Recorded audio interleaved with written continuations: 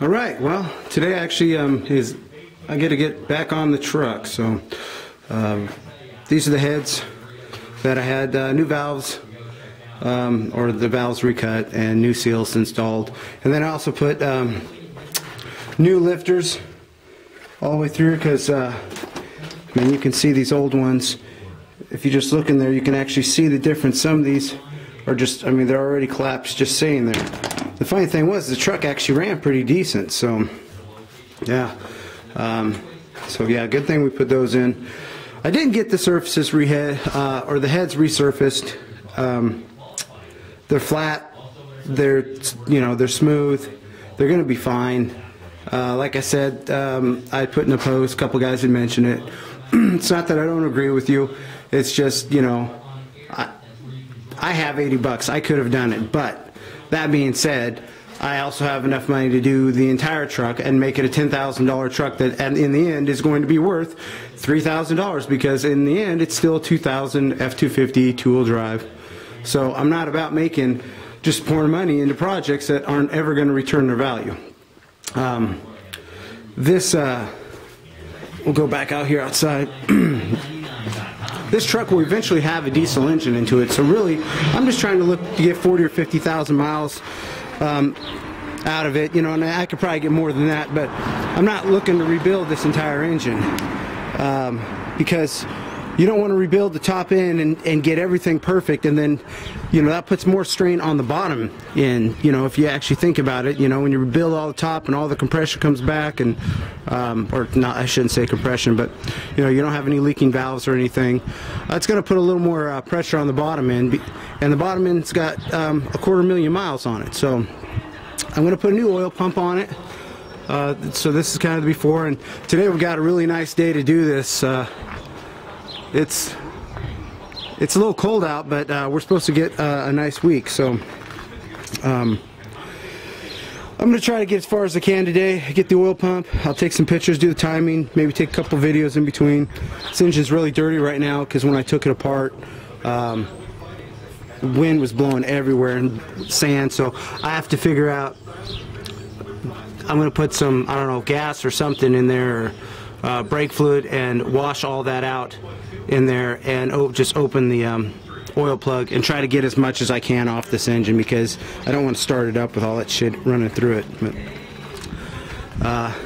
it's been a couple weeks because I've been waiting on my heads, and the weather just to not be just so horrible.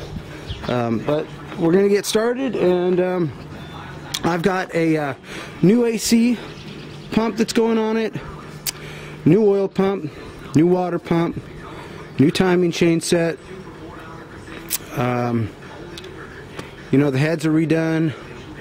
I've got a couple other new parts I can't think of off the top of my head, but I'll mention them later. Alright, that's it for now. Alright, so I've got the heads on. They're all torqued down.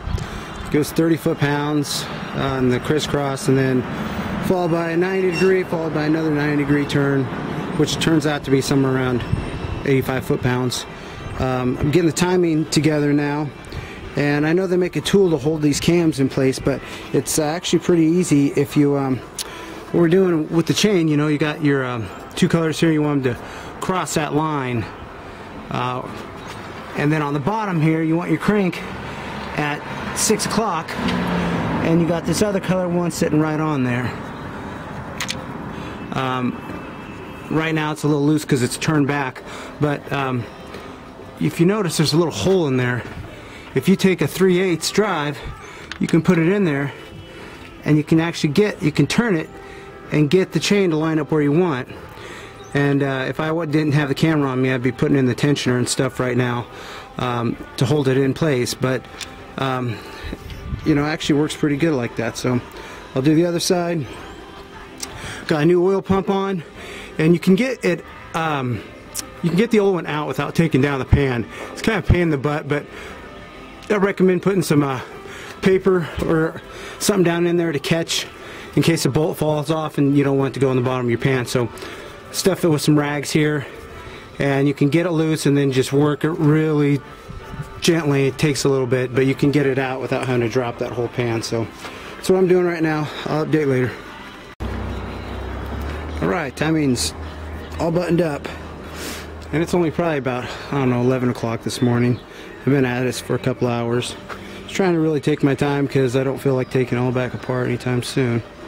So, when you put these tensioners on, this one's got the longer bolt, so it pays attention. You pay attention when you take it apart. I just left them in these things so that I'd know what bolts go where, just in case. But as you can see, here's 6 o'clock. There's the colored link up here. Colored links should be all timed. I'm going to put on the water pump now and get after it.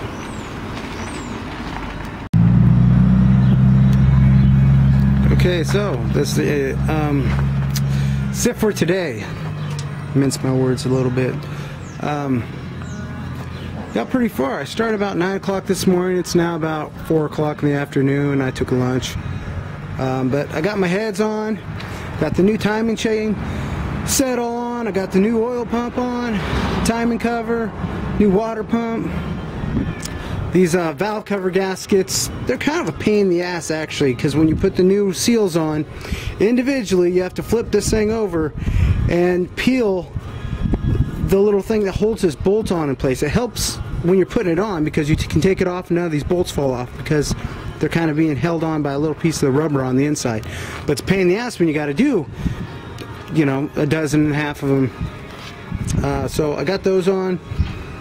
All the injectors hooked up. All the vacuum hoses are hooked up.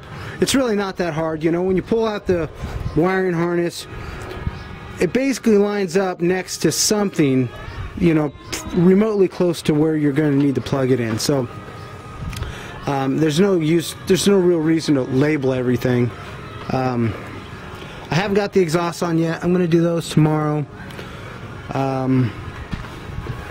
And let's see, when you're putting on the heads, especially on this side, you gotta have actually some of your bolts in before you go sticking it in, because unless you feel like moving that box, it's in the way for, like, I think the last 3 bolts in there.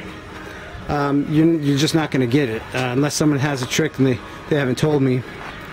But not bad for a day's work. I'm pretty happy with stopping at this point. It really wasn't that bad, and I can get back to working on the body.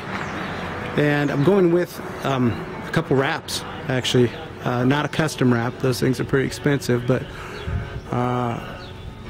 it'll be pretty interesting. I think you may like it, you may not like it, but again, you know, it only has to please me and my family.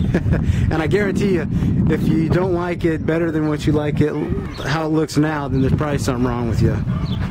But once I get that little bit of lift, get the wrap on, and get them 22s on here, this truck might not look like such a piece of crap out in front of my yard. That's it for today.